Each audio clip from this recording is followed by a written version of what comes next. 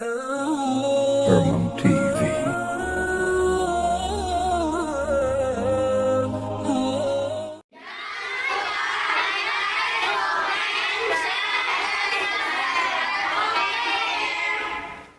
على رسول الله ولا حول ولا قوة إلا بالله أشهد أن لا إله إلا الله وحده لا شريك له وأشهد أن محمدا عبده ورسوله لا نبي بعده.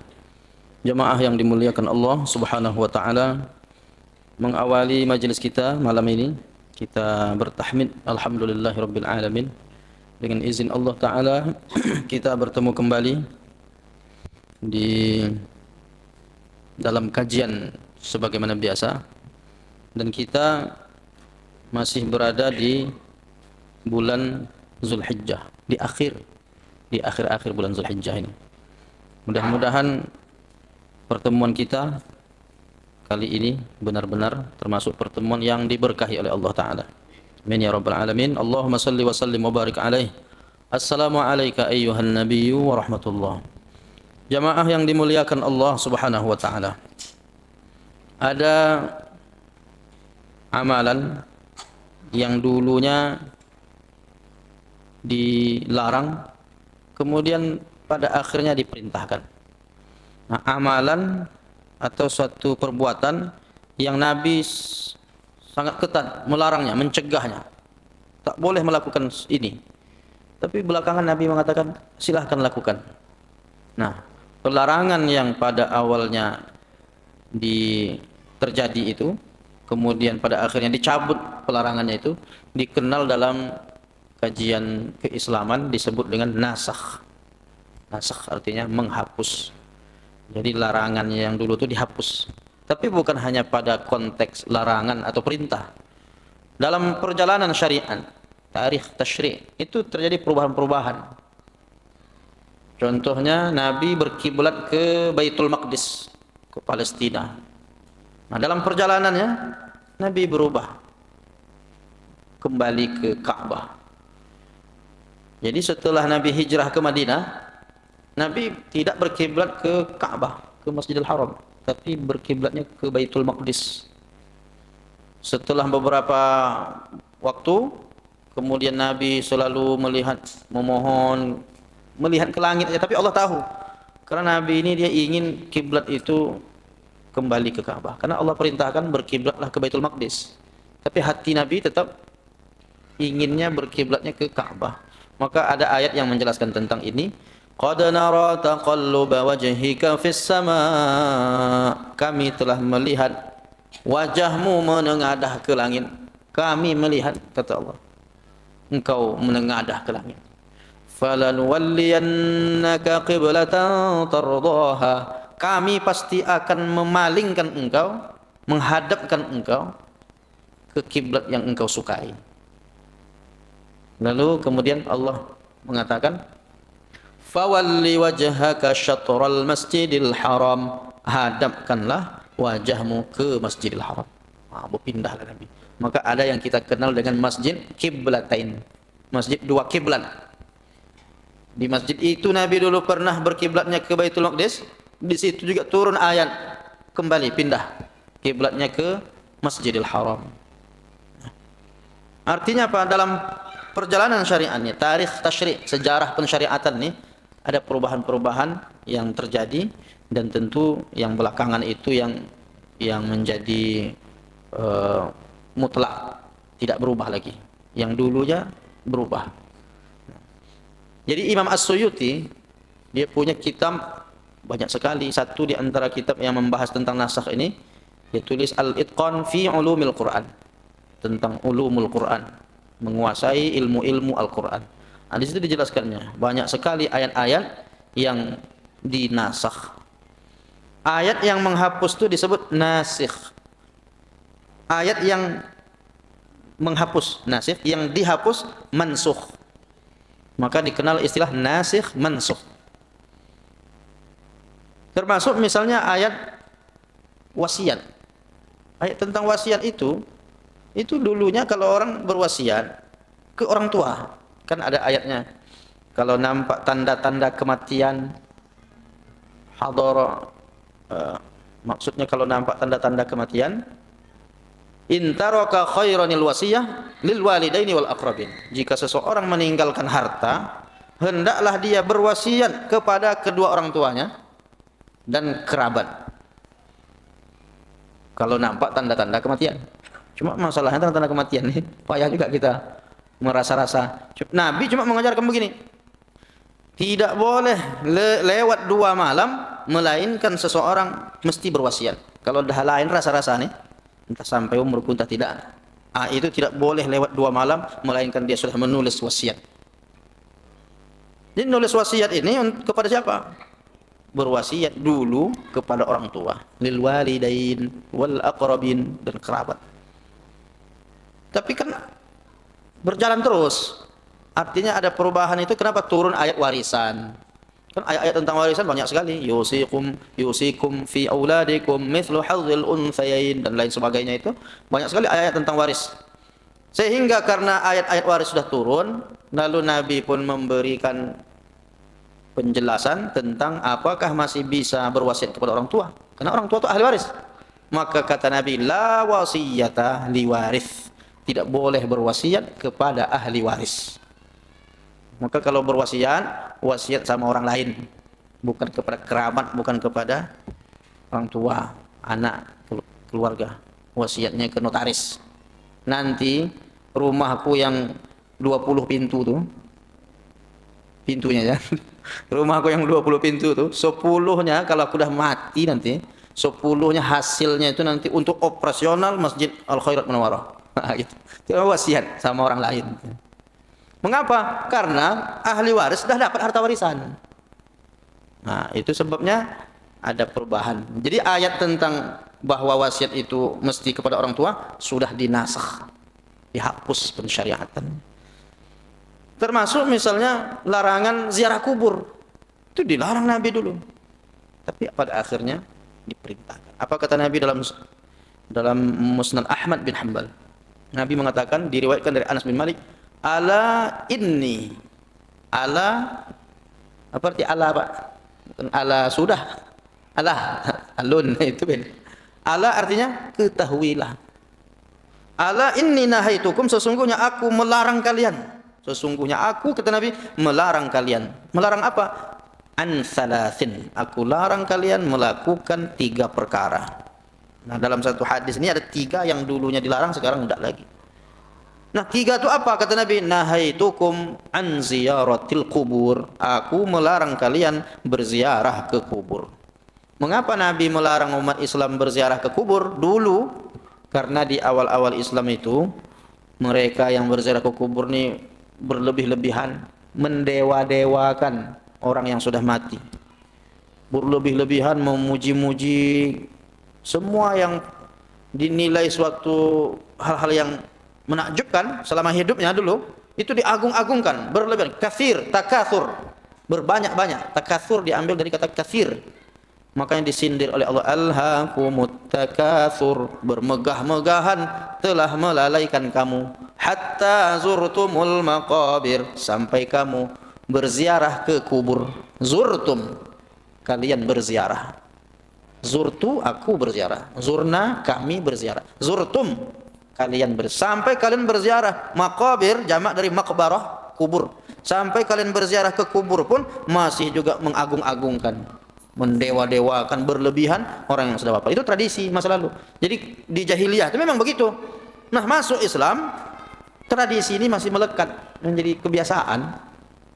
Rupanya setelah masuk Islam, ada yang meninggal, masih juga mereka mendewa-dewakan. Maka kata Nabi, kalau begitu kalian ziarah, enggak usah, aku larang.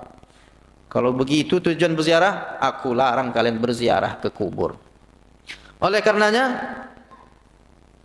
bukan hanya sebab itu, bukan hanya sebab bermegah-megahan itu, Nabi melarang. Ternyata ada juga tradisi orang-orang yang meratap-ratap, berlebihan juga.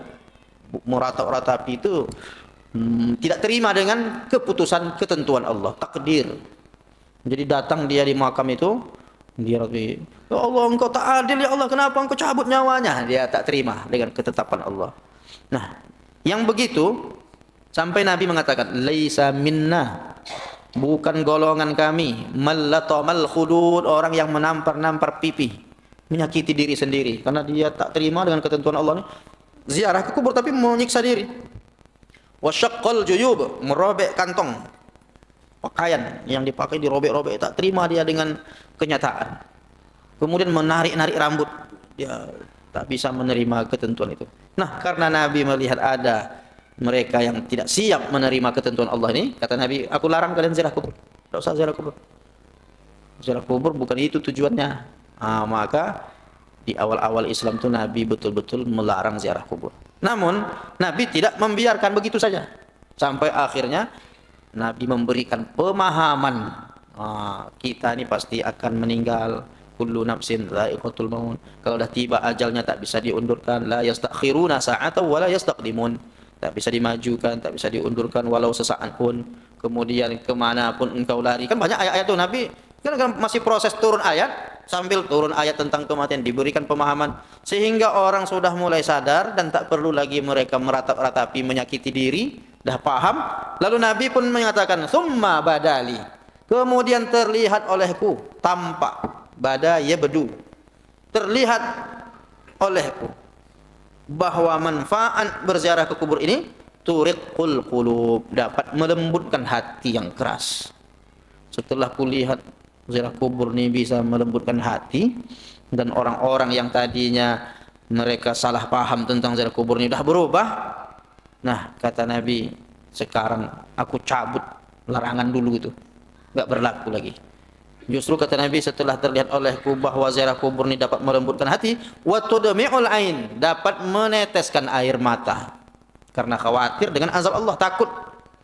Maka menangis, bertaubat kepada Allah, amal sedikit, dosa banyak, menangis. Setelah ziarah kubur tu balik dia, lebih dekat dia kepada Allah, hati lembut, menangis. Ainani la yamassuhuman nar, dua mata yang tidak disentuh api neraka. Salah satunya kata Nabi, ainun bakat min khasyatillah, mata yang pernah menangis karena takut dengan azab Allah. Ketika dia berziarah tu terbayang dia azab kubur. Betapa amalku ini sangat sedikit dan dosaku gunung. Sekarang kalau aku mati sekarang, sudah siap atau belum? Maka dia memperbaiki dirinya, lebih dekat kepada Allah. Nah, menangis dia mengingat dosa-dosa masa lalu. Itu bermanfaat ziarahnya. Ziarah yang berkualitas itu membuat orang semakin dekat kepada Allah. Wa tudzakirul maut, wa tudzakirul akhirah, mengingat mati, mengingat akhirat. Lalu kata Nabi, fazuruha. Kalau begitu kata Nabi, setelah diberi pemahaman yang baik ini, orang sudah paham tujuan ziarah. Sekarang ku perintahkan kalian berziarahlah ke kubur. Dicabut larangan dulu. Sekarang supaya ziarah kubur kita ini bermanfaat, kita buat apa di kubur? Kan sekarang banyak juga orang melarang kita melakukan sesuatu di kubur itu. Di antara ada orang melarang ziarah kubur tak boleh baca Quran katanya. Itu kan perlu juga kita luruskan. Justru baca Quran di kubur itu sunnah. Kenapa? Karena Abdullah bin Umar pernah mengatakan, nanti setelah aku meninggal, kata Abdullah, jangan kalian lupa membacakan. Setelah aku dimakamkan, jangan kalian lupa membacakan surah Al-Baqarah, juga kalian bacakan surah Al-Fatihah. Dari mana Abdullah bin Umar bisa tahu ada amalan gitu? Dia belajar dengan Nabi. Itu disebut dengan sunnah. Nah, sebaik-baiknya, yang paling bagus itu kalau kita ziarah kubur, kita khatam Quran di kubur tuh. Mulai dari Al-Fatihah tuh sampai surah An-Nas. Itu ziarah kubur paling bagus tuh. Khatam. Seperti yang dilakukan Imam Asy-Syafi'i. Imam Syafi'i berziarah ke makam Imam Hanafi 7 kali dia khatam beberapa hari. Dalam beberapa hari itu 7 kali khatamannya. Khatam Quran di makam Abu Hanifah An-Nu'man. Makanya Imam Syafi'i mengatakan, yang dinukil oleh Imam An-Nawawi, wa in khatamul Quran fahasan. Kalau seseorang berziarah kubur, duduk dia di dekat kubur itu, menghadap ke kubur itu, lalu dibacakannya Quran sekali khatam, itu yang paling bagus. Nah, cuma kita belum pernah nampaknya lagi ya Bapak Ibu. Pernah enggak kita duduk dekat makam tuh khatam sekalian? Butuh berapa lama kita khatam tuh? Kalau sedangkan Ramadan aja kita 30 hari itu bertungkus lumus kita berupaya untuk mengkhatamkannya. Ini sekali ziarah kubur langsung khatam, berat nampaknya. Makanya ulama kita menyederhanakan, memudahkan. Kalau tak bisa khatam, bacakan Kalau khatam kan semua Quran, tak bisa. Jantungnya Quran. Itulah yang disebut dengan qalbul Quran, Yasin qalbul Quran. Yasin itu jantungnya Quran. Maka dibacalah surah Yasin wal Qur'anil Hakim innaka laminal mursalin sampai selesai.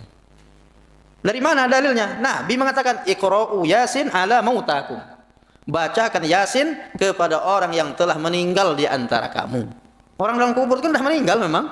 Bacakan Yasin untuk orang yang telah wafat di antara kamu. Bisa dibaca di makamnya, bisa juga di rumahnya. Intinya orang telah meninggal ini bagus dibacakan Yasin. Nah, kalau di kubur itu lebih afdalnya kenapa? Supaya ringan azab kuburnya.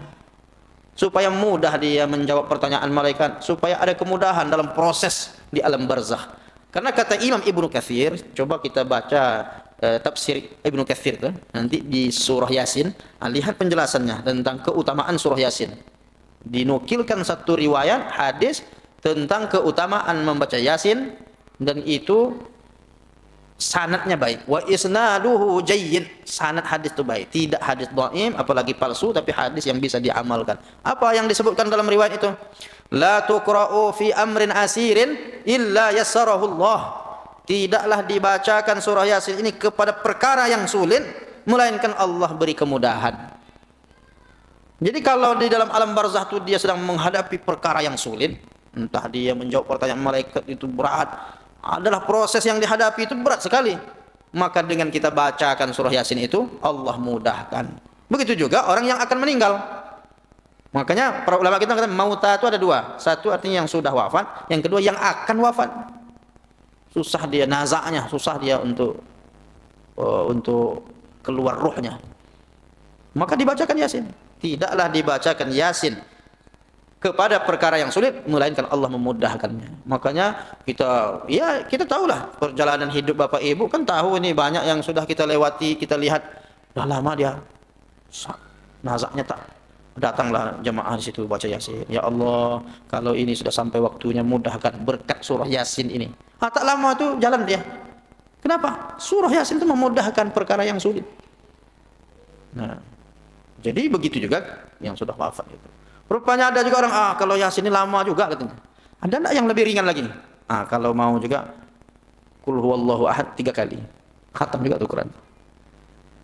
Tak juga mau kok 3 kali sekali aja lah. Al-Fatihah. Al-Fatihah. Itu dah paling ringan betul lah. Kalau Al-Fatihah pun tak mau juga. Apalagi yang mau kita baca untuk almarhum itu. Maka dibacakanlah ayat-ayat Quran. Mungkin kalau sebaiknya mungkin tak bisa, mungkin yang ringan minimal kita ila ruhi almarhum fulan al-Fatihah, itulah paling tidak. Maka Imam Syafi'i menganjurkan kita membaca Quran. Dan banyak lagi yang bisa kita lakukan. Mungkin zikir tahlil, diantaranya zikir-zikir bacaan-bacaan kalimat-kalimat thayyibah, ayat-ayat pendek dan lain sebagainya, itu baik untuk dilakukan ketika kita berziarah kubur. Nah, setelah Nabi larang dulu orang ziarah kubur karena tujuannya tidak benar, sekarang tujuannya untuk mendoakan orang yang sudah wafat, untuk membacakan bahagian dari ayat-ayat tadi supaya pahalanya sampai, untuk kembali ke kita, melembutkan hati kita yang keras, mengingat kematian, mengingat akhirat, memohon kebaikan kepada almarhum. Kan kita belum sampai, kita mohon. Waktu di hadapan kita masuk, mulai sampai itu di sekitar, mau masuk ke halaman pemakaman itu, apa doa kita? Assalamualaikum. Itu kan doa. Assalamualaikum ya ahlad diyar minal mu'minina wal muslimin. Nas'alullaha lana wa lakumul afiyah. Ya hamullahul mustaqdimin wal mustakhirin. Wa inna insyaallahu bikum lahikun. Itu doa kita. Keselamatan bagi kalian wahai penghuni alam barzakh. Ya ahlal kubur boleh juga. Kami mendoakan semoga kalian, begitu juga kami yang masih hidup nih, semoga dalam kebaikan. Semoga Allah yarhamullahul mustaqdimin. Semoga Allah mencurahkan rahmat kepada kalian yang sudah duluan, juga rahmat kepada kami yang belakangan. Sesungguhnya kami ini insyaallahu bikum lahikun, sebentar lagi akan menyusul kalian. Sekarang kalian duluan. Memang udah dipanggil, tapi sampai masanya kami pun akan sama seperti kalian, wahai saudaraku. Jadi orang yang datang ziarah tuh kalau paham dia doa itu, udah bergetar hatinya. Kalau menyusul tak lama lagi ini kita tak tahu, mungkin entah 2-3 hari lagi. Kan tidak menunggu sakit. Orang meninggal ini tak mesti sakit. Kadang-kadang sehat-sehat meninggal. Tidak menunggu tua. Kadang masih muda meninggal. Kelapa jatuh, mumbang pun jatuh. Mumbang yang masih kecil tuh, belum waktunya tuh rasanya jatuh juga nih. Kenapa begitulah umur manusia ini? Nah, oleh karena itu kita mesti selalu siap. Nah, dengan berziarah ke kubur itu lebih mendekatkan jiwa kita, mendekatkan diri kita kepada Allah. Kenapa? Karena terasa kita sedikit amal dan banyak hal-hal yang harus diperbaiki. Nah, bertaubat dia kepada Allah. Nah, itu berhasil tuh. Jadi sekarang kita kalau ziarah kubur tuh lihat, apakah ziarah kubur ini bermanfaat untuk saya? Kalau bisa melembutkan hati, berarti itu ziarah kubur yang berkualitas. Itu yang pertama. Yang dilarang, kemudian Nabi mengatakan silahkan ziarah. Tapi pastikan ziarahnya dengan tujuan yang benar. Yang kedua, apa yang dilarang Nabi? Dari 3 perkara tadi. Yang satu dilarang ziarah kubur. Yang kedua, nahaitukum an luhumil adahi fauqa thalath. Aku larang kalian menyimpan daging hewan kurban lewat dari 3 hari. Aku larang kalian menyimpan daging hewan kurban lebih dari 3 hari. Kalau diingat-ingat, kalau dibayang-bayangkan, nampaknya hari ini dah lebih 3 hari ini gitu. Kalau dibayangkan itulah. Dia 3 hari itu kan maksudnya itu hari tasyrik itu. 11, 12, 13. Tanggal 14 itu dah tak boleh lagi ada daging kurban. Pas tengok freezer masih banyak daging kurban. Belum lagi dimasak-masak. Masak dia waktu hari-hari pertama tuh ya. Selebihnya masih penuh kulkas. Kalaulah itu berlaku, memang salah kita kalau berlaku hadis itu. Tapi ternyata itu Nabi larang tuh karena ada sebab. Nah, itu yang perlu tuh. Mengapa Nabi melarang menyimpan daging kurban lebih dari 3 hari? Dulu waktu Nabi melarang itu semua bahan makanan putus. Tidak ada gandum, tidak ada buah-buahan, kurma, kismis. Putus semua bahan makanan. Satu-satunya yang bisa dimakan tuh daging hewan ternak tuh.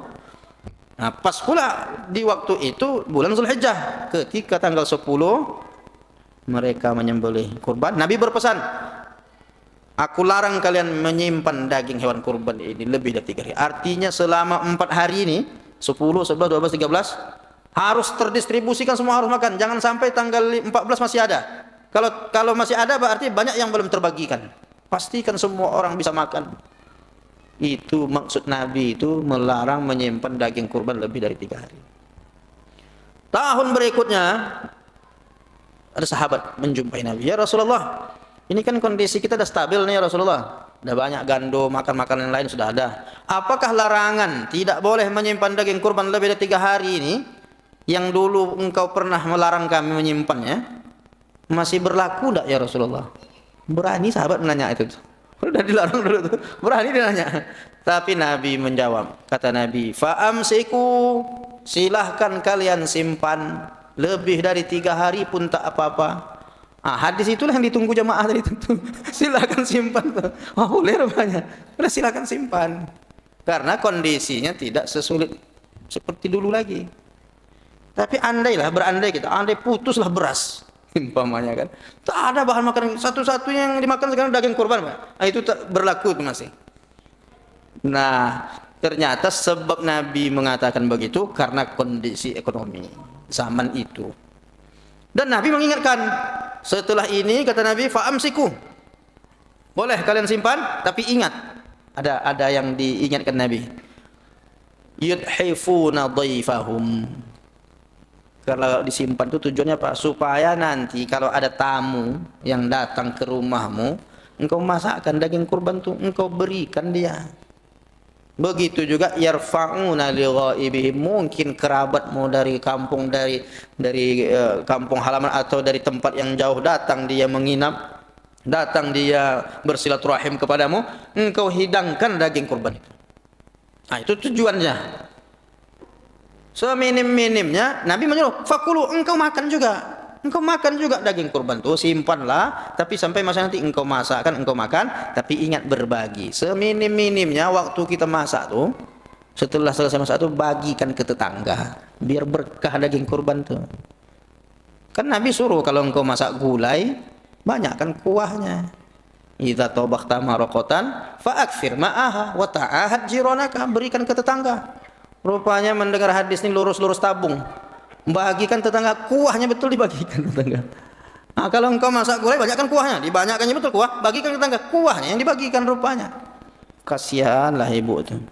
Udah berharap-harap tadi masukkan sendok tuh ada daging dalam, rupanya kuah tuh. Tak ada rupanya dagingnya. Gara-gara ustaz penceramah ini katanya. Katanya bagikan ke tetangga. Maksudnya bagikan sekalian sama daging-dagingnya itu. Jadi memang kita perlu, bisa, boleh disimpan, tetapi tetap ada niat untuk berbagi kepada sesama. Itu yang kedua. Yang terakhir, yang ketiga, apa yang dilarang Nabi kemudian dicabut larangan itu. Nabi melarang, kata Nabi, nahaitukum an hadhil aw'iyah. Aku melarang kalian menggunakan tempat air ini. Tempat air ini itu tempat air yang mana? Ada 4 jenis tempat air yang dilarang Nabi, tempat air minum.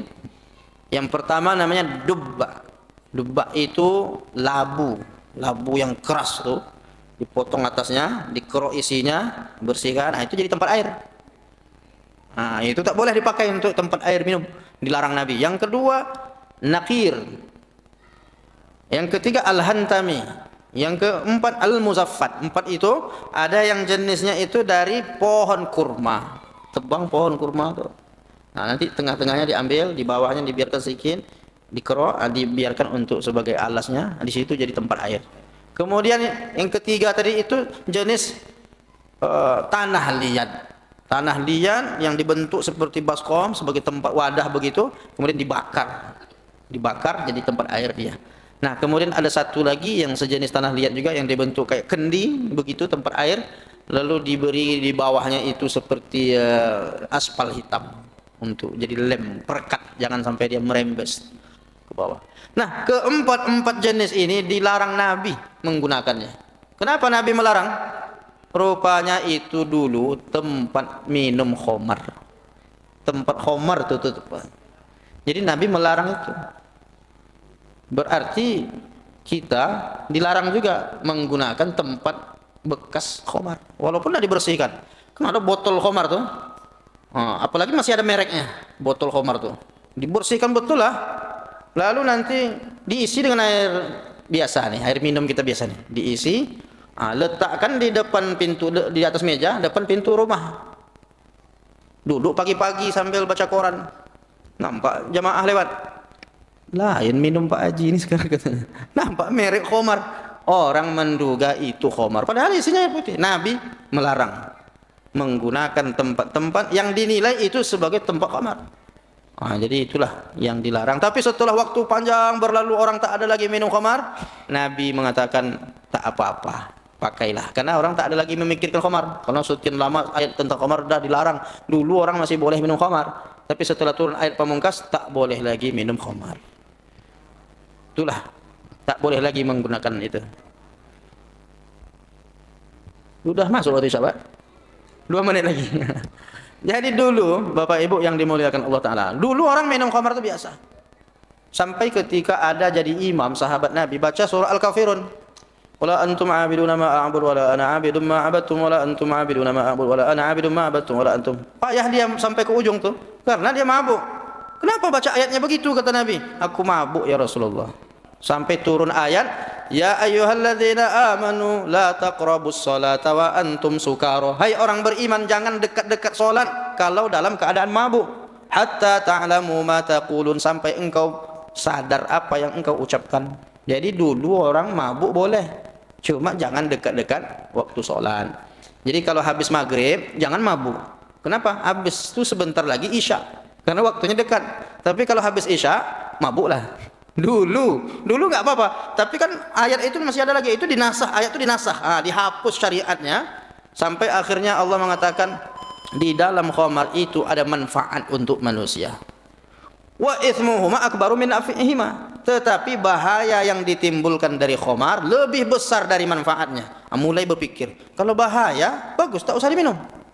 Tapi sampai masanya Allah turunkan ayat pamungkas. Ayat pamungkas itulah yang menetapkan mutlak haram. Mana dia? Innamal khamru wal maisiru, sesungguhnya khamar itu, berjudi itu, mengundi nasib dengan anak panah itu, kemudian menyembah berhala itu, rijsun, najis, min amalis syaitan, perbuatan syaitan, fajtanibuhu, jauhilah ia. Setelah turun ayat itu, maka tidak boleh lagi minum khamar, mutlak haram. Qaliluhu wa katsiru, sedikit atau banyak sama saja, tetap haram. Maka Nabi perintahkan, kalian yang masih ada khamar di rumah, tumpahkan semua khamar-khamar itu. Ditumpahkanlah di parit-parit kota Madinah itu, banjir parit-parit. Saking banyaknya khamar-khamar di rumah umat Islam saat itu. Karena mereka minum khamar itu macam minum air kita nih, biasa. Apapun makanannya, minumnya tetap khamar. Bukan teh botol. Tetap khamar dulu. Jadi mereka biasa minum khamar. Tapi setelah turun ayat itu, setelah dituangkan semuanya, kata Nabi, ingat, jangankan khamar, kata Nabi, tempat minum, tempat air, tempat khamar pun aku larang kalian gunakan. Begitulah Nabi hati-hatinya itu. Maka di awal-awal larangan itu Nabi tak membolehkan orang menggunakan tempat, karena disangka nanti, bapak tuh udah turun ayat khamar masih juga dipakainya, masih minum khamar dia agaknya. Dikhawatirkan orang salah paham, maka Nabi mencegah. Aku larang kalian menggunakan tempat-tempat ini. Itulah 3 perkara tadi yang semuanya itu dulu pernah dilarang, tapi setelah waktu berlalu panjang Nabi sudah mencabut larangan itu. Tapi untuk khusus botol tadi itu memang tak boleh, karena ada mereknya kan. Orang akan salah paham. Nah, sementara yang bekas atau tempat-tempat yang zaman dulu memang dah tak ada lagi juga sekarang. Tak ada lagi orang menjadikan tempat air itu labu, tanah liat tuh. Sekarang udah pakai nikel, aluminium, pakai kaca, udah banyak jenisnya. Jadi tak ada lagi jenis itu. Tetapi hikmah yang kita ambil, betapa Nabi sangat hati-hati memperhatikan hal-hal yang mungkin orang bisa salah paham pun Nabi tetap cegah. Jangan melakukan sesuatu yang memungkinkan memicu orang bisa keliru, salah paham. Itu jadi hikmah yang bisa kita ambil dari pembahasan kita kali ini. Sampai di sini kajian kita. Ada yang mau didiskusikan? Sudah Isya. Jadi di sini disiplin Pak ya. Kalau ada Isya langsung gitu ya. Alhamdulillah. Mudah-mudahan bermanfaat kajian kita. Terakhir Pak, mohon izin waktu sebentar. Saya mengucapkan terima kasih kepada jemaah. Dulu saya pernah menyampaikan ada tiang-tiang masjid di pondok pesantren kita sama balok-baloknya. Itu sudah terpenuhi dari infak-infak jemaah, dan sudah berdiri tiang-tiang dan sudah menyatu balok-balok tiang itu. Alhamdulillah, itu berkat dukungan jemaah semua, berkah rezeki Bapak Ibu semuanya. Kemudian tentu progres selanjutnya setelah balok-balok masjid, tiang-tiang ini siap, rencana kita ke atap lagi. Jadi atap dan kubah inilah yang mau kita progres dalam waktu ya sedapat mungkin. Dapat kita bisa bersama-sama menyiapkan atap ini, berarti kita sedang menyiapkan naungan kita di surga lah. Kata Nabi, kullu mri'in fi zilli shadaqatihi. Setiap orang tuh berada di bawah naungan sedekahnya. Mungkin tak banyak, entah 50.000, 100.000, tapi kalau bersama-sama, jadilah atap itu nanti tempat bernaung anak-anak yang menghafal Quran, sholat berjamaah. Karena perlu kami informasikan Pak, udah 5 tahun Pak, udah 5 tahun kami membangun masjid ini. Belum bisa digunakan karena sekarang ini atap ini tinggal lagi nih. Masalah atap ini mudah-mudahan bisa jadi amal kita lah, jadi amal kita. Bersama-sama insya Allah kita bisa mewujudkan atap masjid ini. Hari ini sholat Jumatnya masih 2 kilo ya, berjalan kaki. Karena kalau sholat Jumat itu belum ada atap, panas. Jadi atap itu nanti buat langsung sholat Jumat perdana, dan sholat berjamaahnya udah bisa dilaksanakan. Itulah progres ke depannya yang bisa kita mudah-mudahan jadi rencana yang paling dekat ini jadi amal jariah kita. Rezeki Bapak Ibu semoga Allah berkahi, dan Allah berkahi rezeki kita semua insyaallah. Saya ucapkan sekali lagi terima kasih. Di itu mohon izin ada lembaran itu Itu tidak berarti harus diisi amplopnya. Maksudnya berbagi informasi. Toh mungkin ada yang mau transfer, ada nomor rekeningnya, ada nomor HP saya situ Pak, bawah tuh ada admin, jadi bisa berkomunikasi, mau kirim video nanti perkembangannya, nah itu bisa menjadi informasi kita. Terima kasih atas perhatiannya, jazakumullah khairan katsira, makasih banyak semuanya Bapak Ibu. Kita cukupkan kajian kita sampai di sini, mudah-mudahan dimudahkan oleh Allah semua urusan kita dunia akhirat. Aku qouli hadza astaghfirullah li wa lakum, wassalamu alaikum warahmatullahi wabarakatuh.